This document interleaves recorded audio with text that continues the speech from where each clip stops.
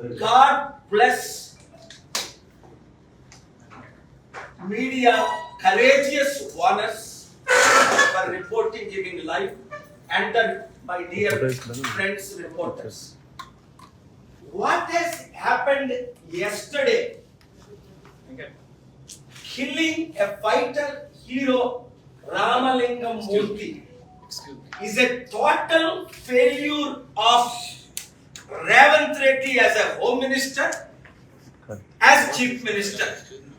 Immediately, he should appoint a Home Minister, which is the second most powerful position to maintain law and order.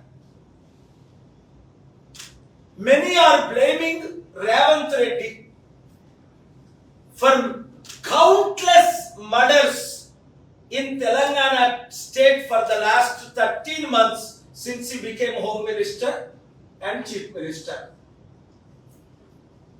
Ramalingam Murthy's court case is today in the Honorable AP High Court against KCR, Harish Rao for giving Kaleshwaram project to Megha Krishna Reddy. Revanth Reddy clearly mentioned hundreds of times as a candidate. He will call for CBI inquiry in this Kaleshwaram project, which is India's biggest scam by Megha Krishna Reddy. 1,10,000 crore, 48,000 proven corruption, filed by me since April last year. Even this Monday, I requested the Honorable Telangana Acting Chief Justice to hear the matter Tuesday, because I knew anyone fighting against Megha Krishna Reddy is not covered by the most media, but thank God you are covering. Is Revanth Reddy became best friend with Megha Krishna Reddy. Instead of arresting him as he promised, instead of arresting KCR for giving this Kaleshwaram project, he is doing nothing but protecting the biggest criminal of this country, the biggest corrupt leader of this country, Megha Krishna Reddy. Why? He became friends. CBI inquiry must be conducted, and I will not quit. Tomorrow itself, again I will go to the Telangana Honorable High Court to demand the CBI inquiry, which I filed 1 year ago, argued many times. Ramalingam Murthyki న్యాయం జరగాలంటే CBI enquiry వేయాలి. ఎందుకు అంటే ఆయన case file చేసింది ఎవరి మీద? Mega Krishna Reddy మీద. 1,10,000 కోట్ల అవినీతి జరిగింది. నేను రుజువులతో 48,000 కోట్లు అవినీతి జరిగిందని కాగ్ రిపోర్ట్ ఫైల్ చేసి సంవత్సరం అయింది. ఈ వీక్ సోమవారం యాక్టింగ్ చీఫ్ జస్టిస్ దగ్గరికి వెళ్ళి చేతులు జోడించి అడిగారు, మీరు మ్యాటర్ మంగళవారం లిస్ట్ చేయండి. ఇది దేశ చరిత్రలోనే బిగ్గెస్ట్ కరప్షన్. 1,10,000 కోట్ల అవినీతి, 48,000 కోట్లు దొరికిపోయారు, 2 లక్షల కోట్లు తెలంగాణ ప్రజల సొమ్ము అవినీతి జరిగిందని, 15,000 కోట్లు సంవత్సరానికి వడ్డీ కట్టలేని పరిస్థితి. రేవంత్ రెడ్డి 100 సార్లు ఈ కాళేశ్వరం ప్రాజెక్టు అవినీతి సిబిఐ ఎంక్వైరీ ఇస్తాను, మెగా కృష్ణ రెడ్డిని అరెస్ట్ చేయిస్తాను, కేసీఆర్ కుటుంబాన్ని అరెస్ట్ చేయిస్తానన్న రేవంత్ రెడ్డి ఈ రోజు కేసీఆర్ మాట్లాడు, కాళేశ్వరం ప్రాజెక్ట్ చెప్పడు, సైలెంట్ గా ఊరుకొని మెగా కృష్ణ రెడ్డికి బెస్ట్ ఫ్రెండ్ ఎవడు అంటే రేవంత్ రెడ్డి. ఎందుకు? నేను రుజువులతో చూపించాను. 1,200 కోట్లు white money mega Krishna Reddy ఎవరికి ఇచ్చాడు, ఎప్పుడు ఇచ్చాడు, కాళేశ్వరం డబ్బు. మరి రేవంత్ రెడ్డి మెగా కృష్ణ రెడ్డి అవినీతి అంతం అవ్వాలి అంటే మన బీసీ రాజ్యం రావాలి. కాపులందరూ, బీసీలందరూ, ఎస్సీలందరూ, ఎస్టీలందరూ మాకు రెడ్డి రాజ్యం వద్దు, ఈ వెలమ దొరల దొంగల రాజ్యం వద్దు, మన రాజ్యం రావాలి. ఎందుకంటే వాళ్ళందరూ హ్యాండ్ ఇన్ గ్లవ్ లో ఒకరే అని రుజువు అయిపోయింది కదా. ఇప్పటికి 14 ఏళ్ళు అయింది, ఇంకెన్ని రుజువులు కావాలి? కనుక ఒకటి, రాజలింగం మూర్తి కుటుంబానికి తక్షణమే రేవంత్ రెడ్డి ₹1 ప్రకటించి మనీ ట్రాన్స్ఫర్ చేయాలి. 2, రేవంత్ రెడ్డి సిబిఐ ఎంక్వైరీ చేయించాలి. ఎందుకంటే రేవంత్ రెడ్డి చంపించాడు మెగా కృష్ణారెడ్డి ప్రెషర్తో అని కొన్ని మంది ఆరోపణలు. నాకు తెలియదు, మీకు తెలియదు. కేసీఆర్ మీద పెట్టేద్దాం అని కొంతమంది ఆరోపణలు, లేదు కేసీఆరే ఇది చేయించాడని కొంతమంది ఆరోపణలు. ఏది నిజం? నిజం తెలియాలంటే మోదీ గవర్నమెంట్ సిబిఐ ఎంక్వైరీ చేయించాలి. తెలంగాణ హైకోర్టు నేను డిమాండ్ చేసిన సిబిఐ ఎంక్వైరీ చేయించాలి, లేదా రేవంత్ రెడ్డి సిబిఐ ఎంక్వైరీ చేయించాలి. సిట్ గారి ఇంక ఏ ఎంక్వైరీలో న్యాయం జరగదు. దానికి 100 రుజువులు ఉన్నాయి. Thank you very much. BRS సంబంధించినటువంటి ప్రభుత్వం పైన ఈయన చాలా కేసులు, కాళేశ్వరం ఒకటే కాకుండా చాలా అవినీతిగా ఉన్నటువంటి మాజీ ఎమ్మెల్యే గండ్ర వెంకటరమణారెడ్డి గుడి వివాదంలో కూడా ఆయన కేసులు వేశారు. అంటే మీరు ఏమనుకుంటున్నారు అసలు బీఆర్ఎస్ అంటే దీంట్లో కేటీఆర్ కానీ కేసీఆర్ హస్తం, గండ్ర వెంకటరమణారెడ్డి హస్తం ఉందని మీరు భావిస్తున్నారా? చూడండి, మంచి ప్రశ్న. నేను ఈ రోజు భూపాలపల్లి నిన్న రాత్రి 7-8 గంటలకు ఆయన చంపేశాను. సీసీటీవీ కెమెరాలు క్లియర్ గా ఉన్నాయి. ఇంతవరకు ఎవరు చంపారన్నది అరెస్ట్ చేశారా? అక్కడ డిఎస్పీ ఏం చేస్తున్నాడు? నేను కోర్టుకి వెళ్ళి అక్కడ డిఎస్పీని, సిఐని, ఎస్పీ సస్పెండ్ చేయకపోతే 72 గంటల్లో నేనే కోర్టుకి వెళ్ళి వాళ్ళని ట్రాన్స్ఫర్ చేయడమో సస్పెండ్ చేయడమో చేయిస్తా. పోలీసులారా, ఈ రోజు ఆంధ్రప్రదేశ్ గవర్నమెంట్ లో చూడండి 16 మంది అవినీతి చేశారా, వాళ్ళకి జాబులు లేకుండా పోయాయి, ఇంక్లూడింగ్ ఐపీఎస్ కి, డీజీపీకి, అడిషనల్ డీజీపీకి. మీరు న్యాయం చేస్తారా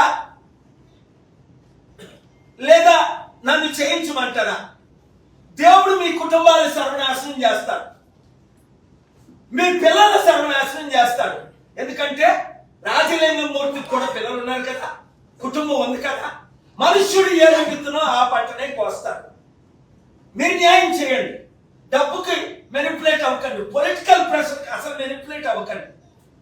సీక్రెట్కి వచ్చి నన్ను కలవండి, నేను మీ తరపున నిలబడతాను. ఎందుకంటే 100% పోలీసులు న్యాయం చేస్తున్నారు కాబట్టే కొంచెమైనా రాష్ట్రం బాగుంది.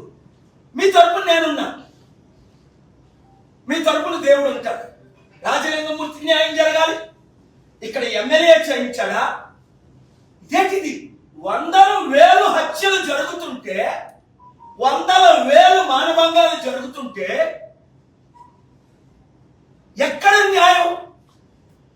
ఇది ఏమవుతుంది? నైజీరియాలో కూడా పట్ట పగల చంపేస్తారు. అంతకంటే 100 రెట్లు ఎక్కువ ఈ రేవంత్ రెడ్డి గవర్నమెంట్ వచ్చిన తర్వాత జరుగుతున్నాయి. బాధ్యత తీసుకోవాలి కదా. Revanth Reddy home minister appoint చేసి ఆయన హోమ్ మినిస్టర్ పదవికి రాజీనామా చేయాలి, లేదా నా ఫైట్ ఆగదు, న్యాయం జరుగుతుంది. Thank you very much. Headlines పెట్టి రాయండి. ఇది మెయిన్ పేజ్ లో స్టేట్ అంతా కంట్రీ అంతా ఇవ్వండి. మీరు చూస్తున్నారు కదా, 1981లో బాట్నం శ్రీరామూర్తి మీద ఫైట్ చేశారు. ఇందిరాగాంధీ ప్రైమ్ మినిస్టర్ గా, నర్సీపట్నం కాలేజ్ వైస్ చైర్మన్ ఉండేటప్పుడు. ఇక్కడ రైతుల కొరకు, నిరుద్యోగుల కొరకు, ఉద్యోగుల కొరకు, హోమ్ గార్డుల కొరకు ఎన్ని కోర్టు కేసులు వేసి మహిళల కొరకు, అందరి కొరకు కాంప్రమైజ్ అవ్వకుండా ఫైట్ చేస్తుంది అవినీతికి విరుద్ధంగా. నేను ఒక్కనే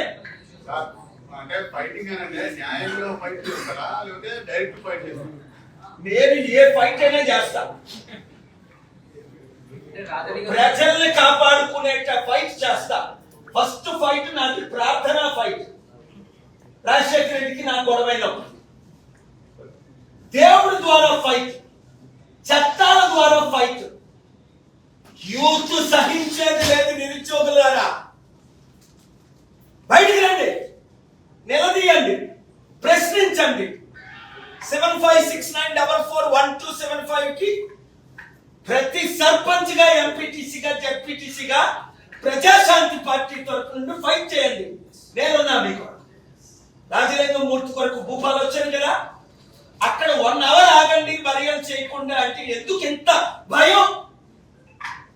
అక్కడికక్కడే ఫ్యూనరల్ ఎందుకు చేయించేశారు?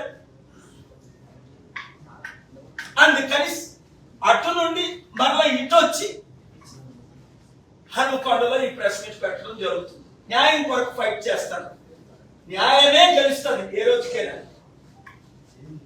రాజలింగమూర్తి బీసీ అయినందుకే మర్డర్ జరిగింది అనుకోవచ్చా? కంపల్సరీ. ఇప్పుడు ఇదే చూడండి, ఒక రెడ్డిని చంపితే, ఇంకొక కులాన్ని చంపితే ఇంకొక టైప్ ఎంక్వైరీ. మన బీసీని చంపితే పట్టించుకున్నాడు లేడు.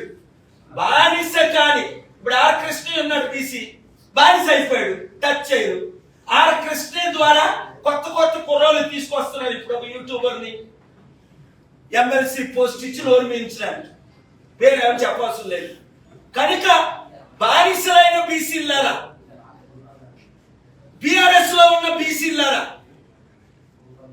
కాంగ్రెస్ లో ఉన్న బానిసలైన బీసీలారా, బీజేపీలో ఉన్న బానిసలైన బీసీలారా, ఒక్కసారైనా న్యాయం చేయరా మీరు?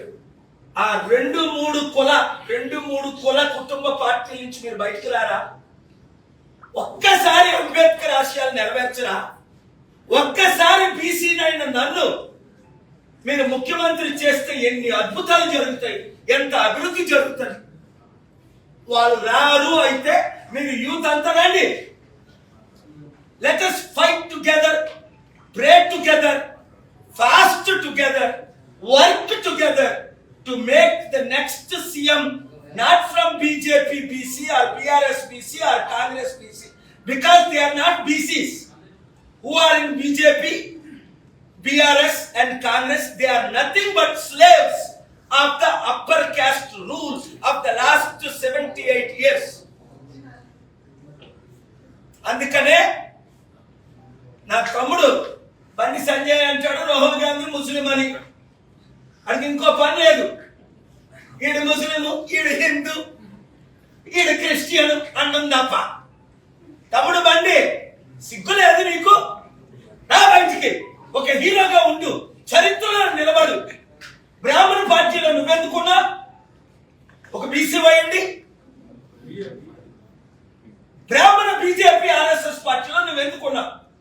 అరవింద్ నువ్వెందుకున్నా? ఈటల రాజేంద్ర బయటికి రా.